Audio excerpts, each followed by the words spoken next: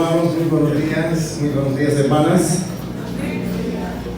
Me alegra, hermanos, que nuevamente estemos acá en la casa del Señor, con la mente, el corazón acá para aprender su palabra. Amén.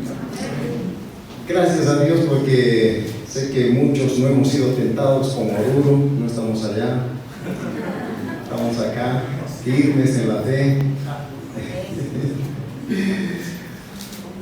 La anterior semana, o estas semanas, hermanos, estamos hablando acerca de la serie del Sermón del Monte. Y la anterior semana el pastor nos enseñaba de cómo debemos practicar nuestra espiritualidad. El pasaje dice: guárdense de hacer su justicia. Y cuando habla esta palabra justicia, está refiriéndose a estas disciplinas espirituales que tenemos, que practicamos nosotros como cristianos. Una de ellas, ¿recuerdan? Debemos dar a los necesitados.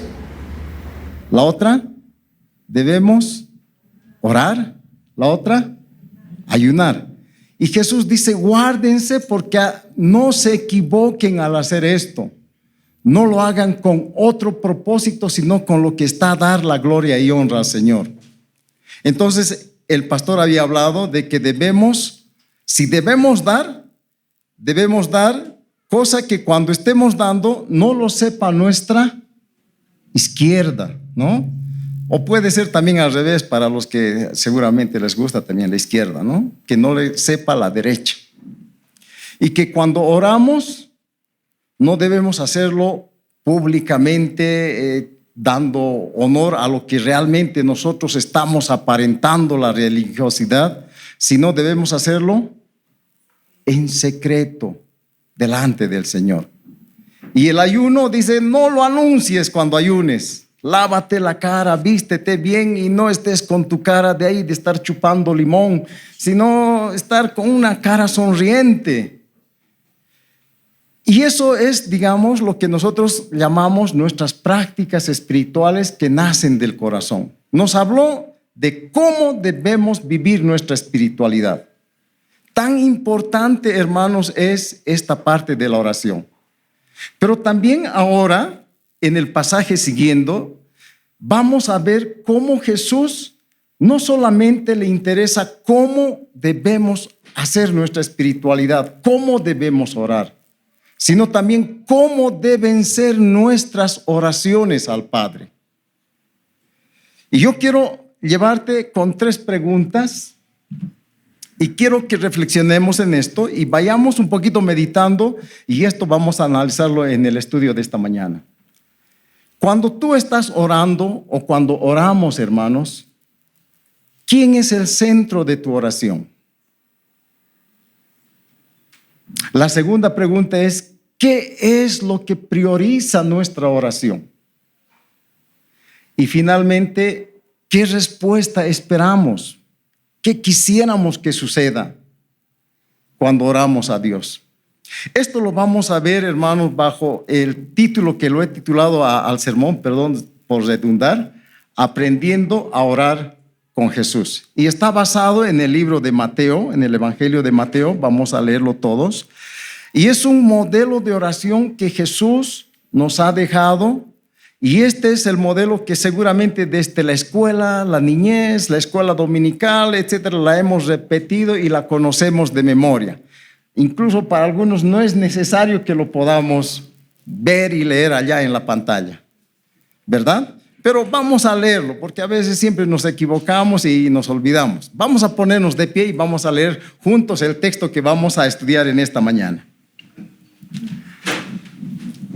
Dice así la palabra, todos en una sola voz, 2, 3. Vosotros pues oráis así: Padre nuestro que estás en los cielos, santificado sea tu nombre. Venga tu reino, hágase tu voluntad en el cielo, también como en la tierra. Pan de cada día, danos hoy. Perdona también nosotros perdonamos a nuestros deudores.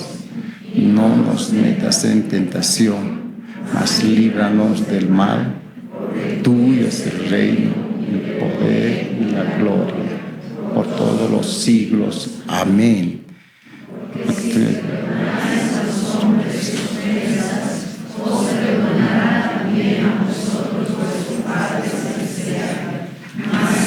Perdonáis a los hombres sus ofensas, tampoco es nada de perdonar.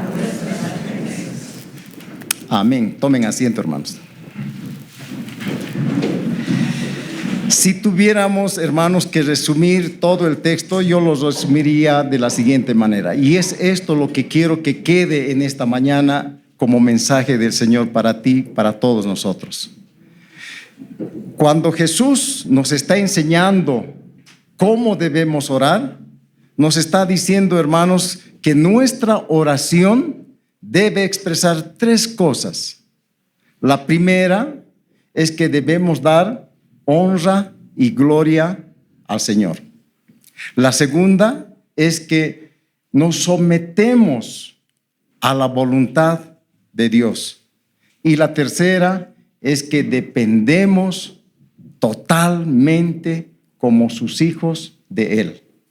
Entonces, estos tres puntos importantes nos está desarrollando acá la manera como debemos orar. Y lo vamos a ir desarrollando uno a uno. Vayamos con el primer punto entonces. Dice ahí, honrar, engrandecer a Dios en nuestras oraciones. ¿Recuerdan ustedes, hermanos, que los fariseos oraban en público y decían, gracias Señor porque doy mis diezmos, no soy como este, no soy como aquel? Habían incluso otras oraciones que decían, gracias porque soy hombre, no soy mujer, no soy un gentil, gracias porque soy judío, etcétera. Y etcétera. Expresaban muchas de estas vanaglorias personales y humanas. Y acá el Señor nos está enseñando cómo debemos orar. ¿Es tan importante la oración? Sí, es muy importante, hermanos. No vamos a hablar cada qué tiempo, cada cuánto, las maneras de rodillas, en silencio. No, eso ya está sobreentendido con la anterior lección del anterior domingo. Que esa oración, hermanos, es vital para nosotros, sí es vital. Que debemos tener, hermanos, algunos aditamentos a nuestras oraciones, sí, y es por eso que en esta mañana yo te invito a que nos concentremos cómo debemos orar al Señor. Y empieza el primer punto, dice, cuando tú ores, dice Jesús, primero engrandece, honra a Dios. Y nos da ahí dos cosas. Padre nuestro que estás en los cielos, santificado sea tu nombre. Esta palabra, Padre nuestro, hermanos, nos está reflejando la imagen de que nosotros somos sus hijos. Es una relación tan cercana con Dios, tan íntima. El pasaje no está diciendo, cuando ustedes oren, hagan audiencia, pidan solicitud 1 a 2 semanas. Eso es lo que hacemos cuando vamos a un médico, a una caja de salud, ¿no? No hay para el mes, hermanos, no encontramos una consulta con el médico.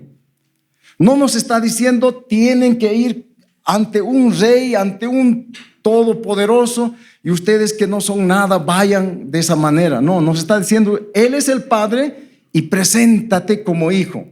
Es una relación tan cercana, hermanos. Cuando yo daba mi tesis en la universidad, era un momento tan interesante. Yo ya era casado y tenía 2 niñas. Danielita estaba de brazos y Chabelita de 2 añitos, ¿no? Correteando por ahí. Entonces, en uno de esos se descuidó Chabelita y se vino delante de todo el auditorio ahí donde yo estaba exponiendo mi tesis. Ahí estaba el jurado, el decano, el rector, no sé quiénes ahí. Y mi hijita viene y se me abraza, papá. A ella no le interesó, hermanos, quién estaba presente ahí. No le interesó la manera de decir, ¿puedo ir donde vos, papá? No, se vino y con toda confianza porque quería el abrazo de su papá. Hermanos, qué lindo es cuando nosotros tenemos esta actitud y decirle, no necesitamos pedir una solicitud escrita. Señor, voy a estar presente delante de ti en una semana, espérame por favor. No, es una relación tan íntima que Dios está ahí. Y lo que tuve que hacer con mi hija es agarrarle, hola hijita, y ya se dio cuenta, su mamá vino y la llevó también.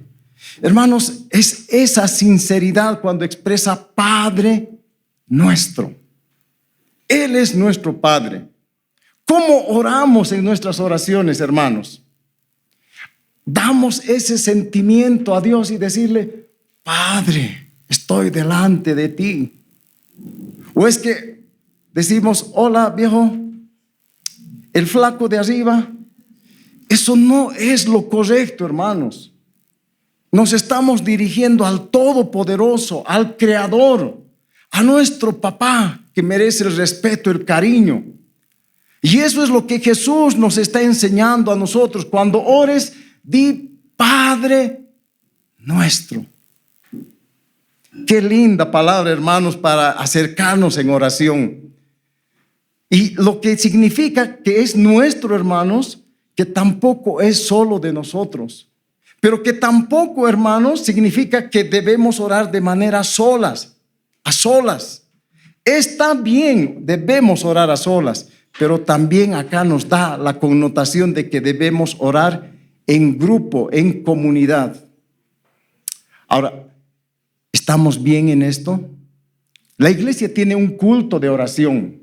¿Qué día es? Los martes. ¿Venimos a orar al Señor en grupo, en comunidad? Reflexionemos esto, porque si cuando oramos, hermanos, nosotros, ahora nos está hablando a ti y a mí, debes orar como a un papá, pero también debes orar en comunidad, porque ahí es donde vamos a conocer nuestras necesidades. Vamos a conocernos unos a otros y juntos, unidos, porque somos un solo cuerpo, dice el Señor. Y vamos a hablar con nuestro Padre. Amén. Padre nuestro que estás en los cielos. Los cielos no es la lejanía que está allá. Los cielos es también esta tierra, la presencia del Señor. No se está refiriendo a un lugar físico. Es un lugar donde Dios está presente en todo y en todos. Hay el primer cielo, el segundo cielo, el tercer cielo, pero en todos esos cielos está el Señor presente. Y cuando nosotros vamos, Él está delante de ti, delante de mí, atento a las oraciones. Porque vamos a lo secreto y en lo secreto Dios nos está viendo. No lo vemos, pero sí Él nos está viendo, Él está ahí. Padre nuestro que estás en los cielos. Y saben, hermanos, ¿cuándo somos sus hijos? Porque esto no es un privilegio para todos, porque sus hijos se acercan al Padre. Si un niño se hubiera acercado cuando yo estaba en defensa de mi tesis, ¿creen que hubiera sido lo mismo? Posiblemente yo hubiera hecho a un lado para que se pase ahí como para torear, ¿no? Y darle paso al niño que se vaya nomás, porque no es mi hijo. Y cuando nosotros oramos al Padre, es que tenemos ese privilegio como hijos. ¿Y cuándo somos hijos? Lo que dice Juan 1:12 dice, mas a todos los que le recibieron, a los que creen en su nombre, les dio potestad de ser hechos hijos de Dios. Si tú y yo hemos reconocido, hemos creído en el Señor, somos sus hijos y tenemos el privilegio de orar de esta manera, Padre nuestro. De lo contrario, no es que yo lo diga, sino la palabra del Señor aquí lo dice. Podemos orar, pero nuestras oraciones no pasarán el techo. Por más necesitado que estemos, necesitamos ser hijos de Dios para que el Señor también escuche nuestras oraciones. Padre nuestro que estás en los cielos, santificado sea tu nombre. Esta palabra de santificado, hermanos, tal vez no lo aplicamos mucho, pero denota, hermanos, la alabanza que Dios se merece. Él es digno por su santidad. Y esto, hermanos, es lo que Pablo nos dice a nosotros, que fuimos creados, ¿para qué? para alabanza de su gloria. Él nos escogió, dice en Efesios capítulo 1, varias veces repite, fuimos escogidos ¿para qué? Para alabanza de su gloria. Vivimos, hermanos, acá ¿para qué? Para alabanza de su gloria. Pero ¿cómo podemos alabarle al Señor en su santidad cuando yo estoy en pecado? No se puede comprender. Yo o cualquiera no podemos abrazar a un hijo que viene con barro y yo estoy santo, puro, limpio, con traje, con corbata. Vamos a imaginarnos esta figura y que venga un niño o un hijo que quiera abrazarnos lleno de barro, de lodo y quiera darnos un abrazo. No vamos a permitir porque no nos vamos a contaminar con eso. Y eso es lo mismo que está diciendo aquí, santificado sea tu nombre, es que necesitamos ser puros, limpios. No solamente el pronunciarlo, sino tiene que haber la coherencia de nuestro hablar con nuestro actuar. Santos, puros. Entonces Jesús dice, ustedes deben orar de esta manera, con un corazón puro. De lo contrario, nuestras oraciones no tendrán eco en la presencia del Señor. Qué importante es, hermanos, tener la reverencia a Dios, perdón. Esa debe ser nuestra prioridad en la oración. No somos nosotros, la prioridad es el Señor. Dios es lo primero que debemos buscar en nuestras oraciones. Honrar su santo nombre y reverenciar, no solamente con palabras, sino también con nuestra actitud. Vayamos, ¿qué dice el segundo punto de la oración? Acá Jesús nos está enseñando que dependemos totalmente de Dios. No somos autosuficientes, hermanos. Dependemos de Dios. Perdón, estoy leyendo el tercer punto, perdón. Nos sometemos a la voluntad de Dios. Y esta sumisión, hermanos, es cuando nosotros expresamos, Señor, venga tu reino y hágase tu voluntad. Saben, hermanos, cuando expresamos la voluntad de Dios, estamos diciéndole, Señor, vengo con mi oración, pero estoy reconociendo que voy a obedecer tu voluntad. Que se haga en primer lugar tu voluntad y no la mía. Si bien engrandecemos en la primera parte que debe ser nuestra oración, en la segunda parte es, Señor, acepto, me voy a someter a tu santa voluntad. Muchas peticiones le hemos hecho, hermanos, al Señor. Posiblemente Dios no nos las concedió, pero sí, Dios nos da lo que necesitamos según su voluntad. Muchas de nuestras peticiones pueden ser tal vez nuestros deseos o tal vez peticiones equivocadas. Pero Dios no nos da eso, sino nos da lo que necesitamos. Y más que eso, hermanos, no nos da lo que nosotros le estamos pidiendo muchas veces, como un niño que está pataleando ahí ante su padre en algún lugar y no quiere levantarse. No, yo quiero eso, yo quiero eso. Estamos sujetos a Él. Nuestra obediencia, hermanos, es a Dios. Y esta obediencia, hermanos, quiere decir que debe morir nuestras pasiones, nuestros deseos. Y aquí debe estar la voluntad de Dios. Entonces, cuando estamos hablando y diciendo, venga tu reino, hágase tu voluntad, estamos sometiéndonos ante su señorío. El hecho de estar en el reino del Señor es practicar la justicia de este reino. Si te dan en la mejilla, dales la otra. Si te obligan a llevar una milla, llévales otra milla más, adicional. Entonces vivimos bajo los principios de este reino, del reino de Dios. No vivimos bajo nuestras pasiones, no vivimos bajo las leyes de este mundo. Muchas de nuestras leyes, hermanos, no son justas, pero sí los principios, la ley del reino de Dios es lo que realmente es justo y perfecto para nosotros. Entonces, Jesús está diciendo acá, cuando ores, primero, honra a Dios, alaba a Dios.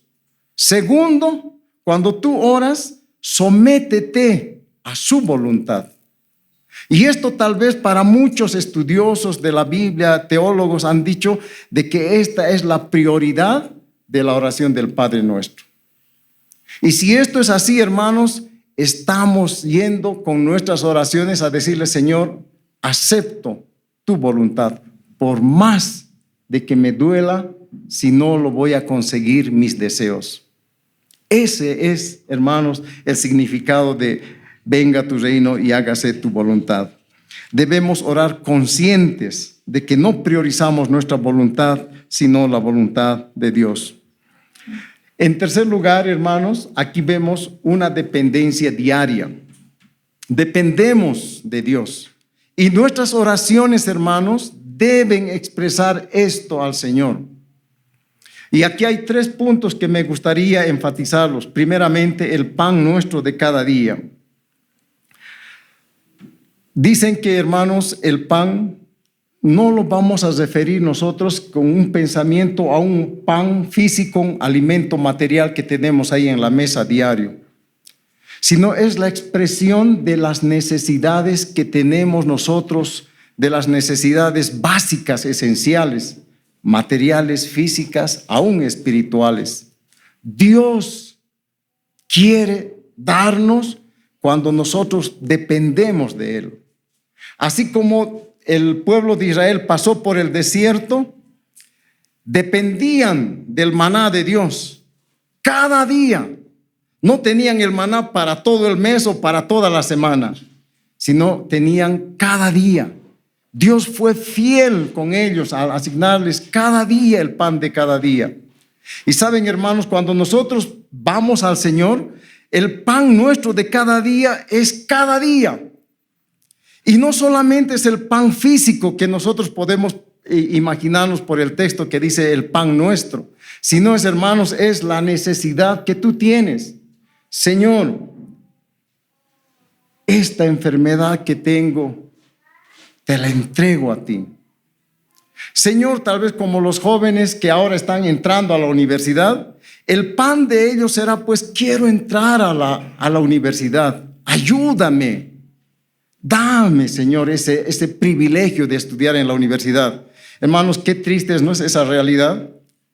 1000 estudiantes, apenas entran 70, 80 estudiantes. Y peor para otras carreras en medicina, no sé, es mucho más complicado. Pero esa es nuestra necesidad. Y esa necesidad, ¿a quién la doy? Solamente voy y me arrodillo ante el Padre y le digo, Padre, ayúdame. Es la necesidad cuando nosotros, hermanos, no tenemos trabajo y recurrimos a Dios. Señor, dame un trabajo, permíteme tener el alimento, el sustento para mi familia.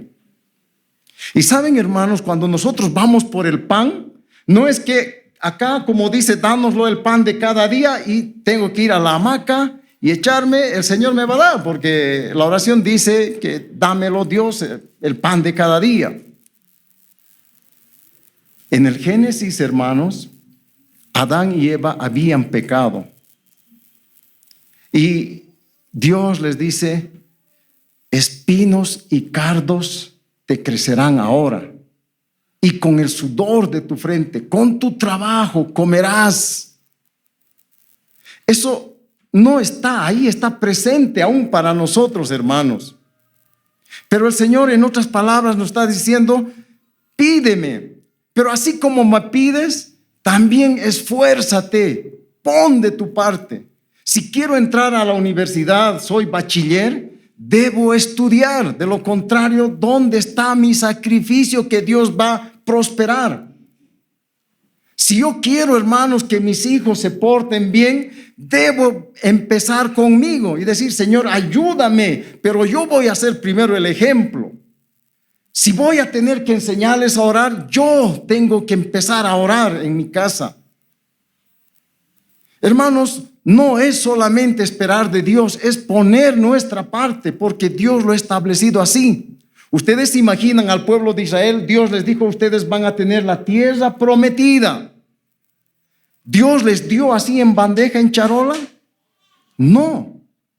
Al invadir a Jericó, al pelear con Jericó, hermanos, muchos judíos o israelitas han debido ofrendar sus vidas. Les costó muerte, les costó sacrificio.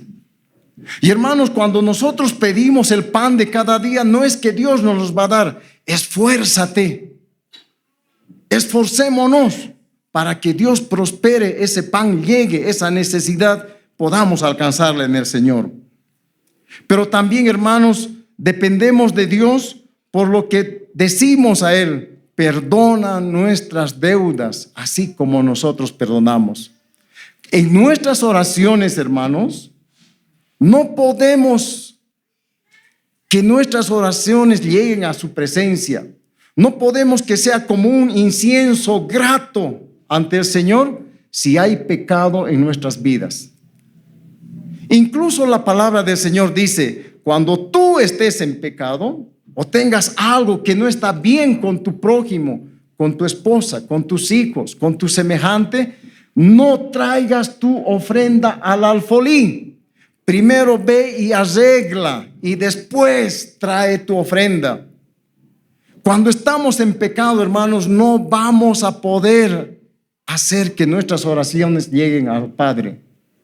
Necesitamos poner un orden en nuestra vida y decirle: Señor, dependo de ti, de tu perdón, y necesito estar en paz contigo. Lo mismo, hermanos, cuando tenemos problemas con alguien, tenemos que pedir perdón. No podemos ir delante de Dios alegremente. No, eso sería hipocresía. Dios nos perdona y nosotros no perdonar a nuestros semejantes. Los últimos versículos del texto habla bastante.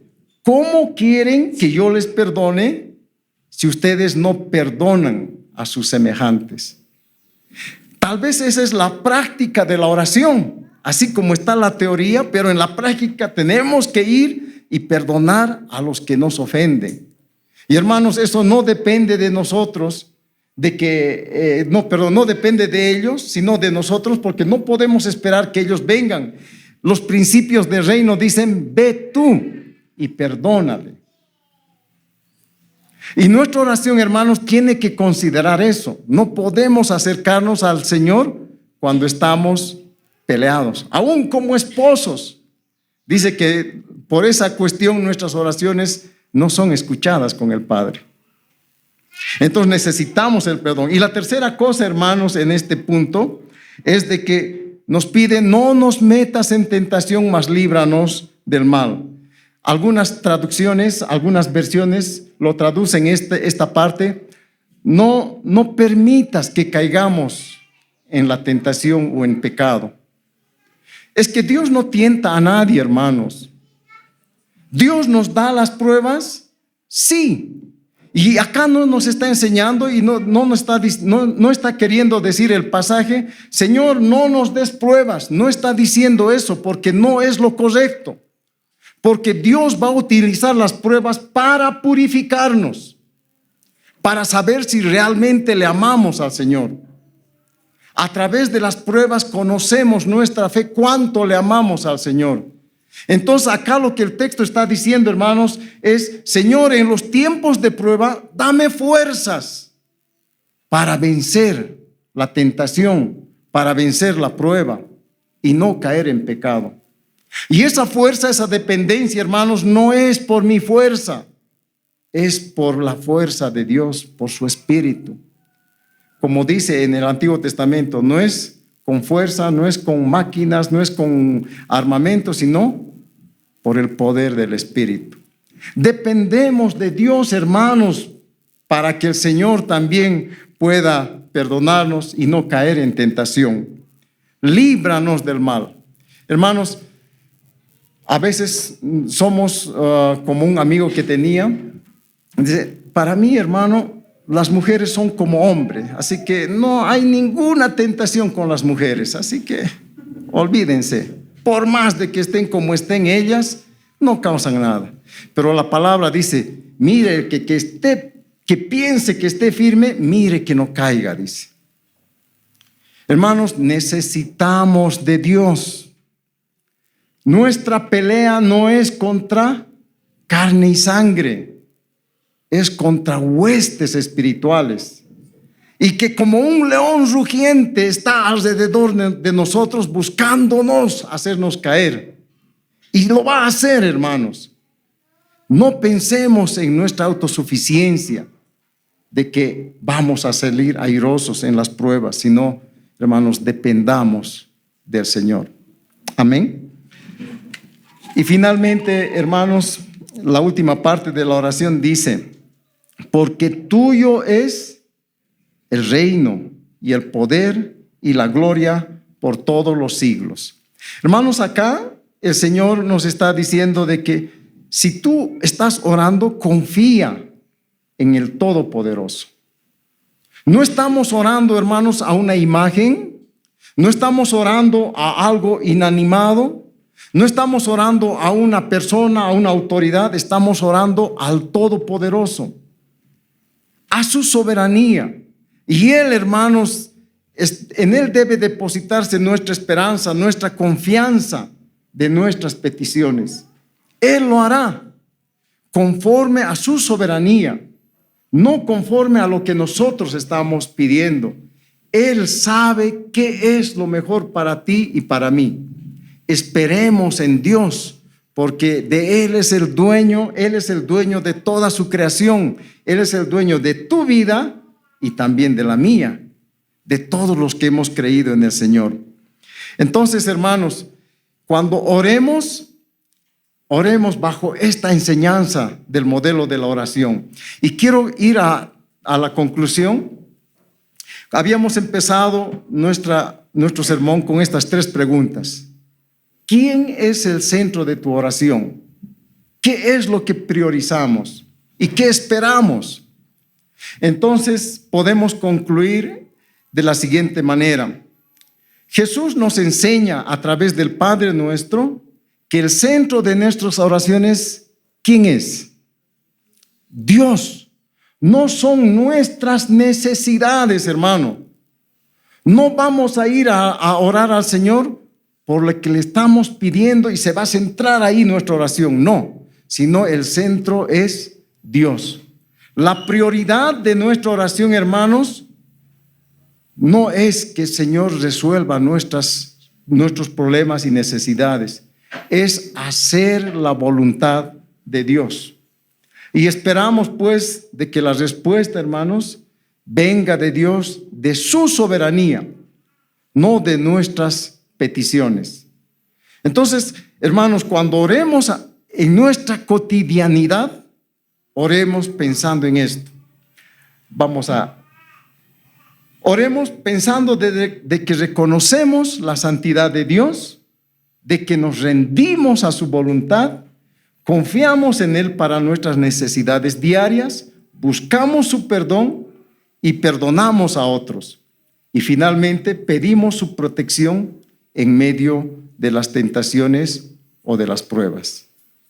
Este es el modelo de oración que Dios quiere para ti, para mí, para todos nosotros. Alabar el nombre de Dios, someternos a su voluntad y depender de Él. Yo te desafío que de hoy en adelante nuestras oraciones expresen estas 3 cosas y no solamente vayamos por nuestras necesidades, sino lo que nos enseña el Padre Nuestro. Amén. Vamos a ponernos de pie y vamos a orar.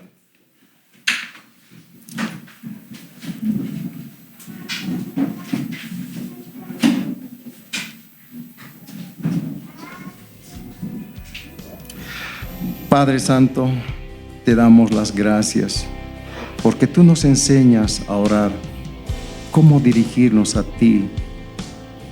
Gracias por tu palabra, porque tal vez estábamos orando pensando en nuestras necesidades primeramente y después darte la honra y la gloria.